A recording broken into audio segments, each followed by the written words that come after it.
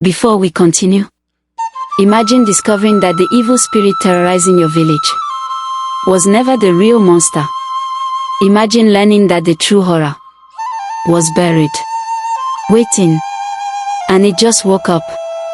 The ground didn't just crack, it tore open. And what came out was older than the pact, older than Olumide, older than Zimora itself. The red explosion blinded everyone. Villagers fell backward. Torches extinguished instantly. The chief dropped the ceremonial blade. The cursed tree screamed, not in sound, but in vibration. The earth beneath Amani's feet split wide open, roots snapping like bones. And then, a hand emerged.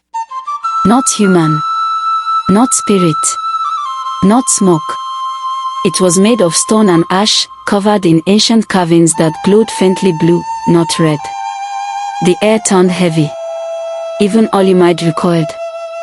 For the first time, the sorcerer looked afraid. "Impossible," he whispered. The massive hand gripped the edge of the earth and pulled. The forest floor collapsed inward. And from beneath the roots rose a colossal being, its body fused with earth and bone, its eyes hollow pits of dark starlight. This was not a guardian. This was not a spirit. This was a devourer. A forgotten god. And it had been imprisoned beneath Olumide for centuries. Amani stood frozen. The mark on his palm stopped glowing red. It turned blue. The creature spoke, its voice like grinding mountains. "You broke the seal." Olumide stepped forward, smoke swirling violently.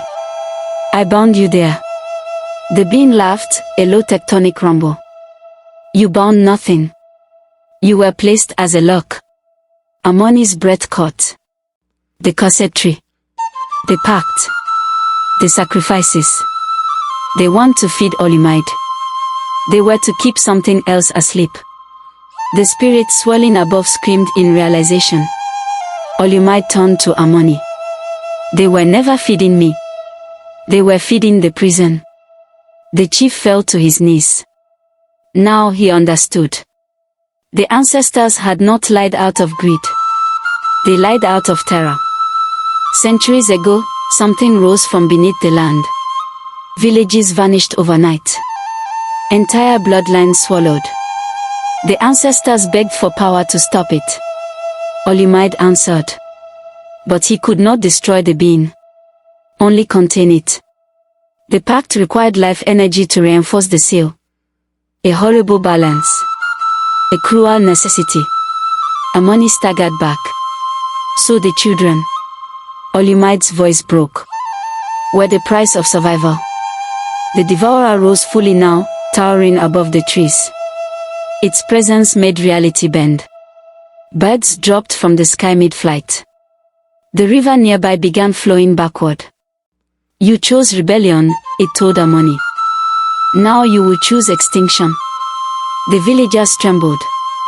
The elders wept. The chief whispered, "We did what we had to." Amani's heart shattered. The elders were wrong. But they were not monsters. They were desperate. And now, the seal was broken. Olumide turned to Amani. "There is only one way to bind it again." Amani already knew. The marked one must replace the lock. The symbol on his palm burned blue now, brighter than before. "If you merge with me," Olumide continued, "we can become the new seal. Together. And if I refuse, then Zimora falls before sunrise." The devourer took a step forward. Mountains cracked in the distance. Amani looked at the villagers. At the spirits of sacrificed children. At the chief. At the blade on the ground. He understood something the ancestors never did. Fear had controlled every decision. Fear created the pact. Fear created the lies. Fear created the sacrifices. But fear would not create the future. Amani stepped forward. Not toward the elders. Not toward the devourer. Toward Olumide. The forest erupted into violent wind. Olumide smoke wrapped around Amani. Pain shot through his body. Memories flooded his mind, centuries of rituals. Centuries of deaths. Centuries of guarding. I will not repeat the pact, Amani said through gritted teeth. Then what will you do? Olumide asked. Amani's voice echoed differently now. Stronger. We end it. The blue light from his palm spread across his entire body. The devourer roared and lunged forward. Amani rose into the air. Half smoke. Half human. Eyes glowing brilliant blue. The spirits of the sacrificed children swarmed him, not in fear. In support. Their energy flowed into him. For the first time, the dead were not victims. They were power. The devourer swung its massive arm. Amani met it midair. The collision shattered trees. Shock waves rippled across the land. Blue light versus dark void. The villagers shielded their eyes. Olumide's voice whispered inside Amani. You cannot destroy it. Watch me. Amani did not attack its body. He attacked its hunger. He opened himself to it. He let it consume him. The devourer swallowed him whole. Gasps filled the forest. The chief collapsed in despair.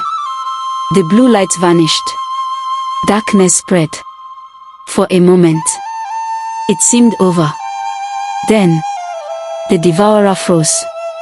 It began to glow from inside. Blue cracks spread across its stone body. Amani's voice echoed from within it. You fed on fear. Now feed on sacrifice. The spirits surged into the devourer. Not as victims. As chains. The being screamed. Its body hardened. Turned to stone. Collapsed inward. Shrinking. Shrinking. Until it became nothing more than a small, lifeless rock buried beneath the tree. Silence fell.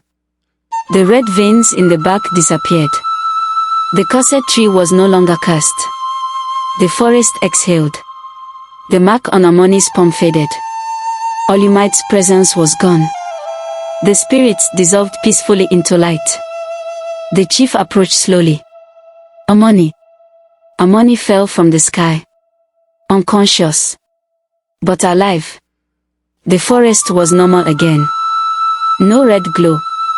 No smoke. No whispers. The pact was broken. But not replaced. The seal was not renewed. The devourer was not imprisoned. It was ended. Weeks later, Zimora struggled. Crops failed briefly. The rains delayed. Fear returned. But this time, no child disappeared. No ritual occurred. The villagers faced hardship together. Without blood. Without lies. Without fear ruling them. The chief stepped down. Leadership became shared. Truth became law. And the cursed tree. It bloomed. White flowers for the first time in centuries. Amani would sometimes sit beneath it. Quiet. Changed. Stronger. He never spoke about what he saw inside the devourer. But sometimes at night, the wind would pause. And the leaves would spiral upward. Just slightly. As if something ancient still remembered. Tell me something. If you were Amani, would you have broken the pact? Or protected your village the old way? Comment below.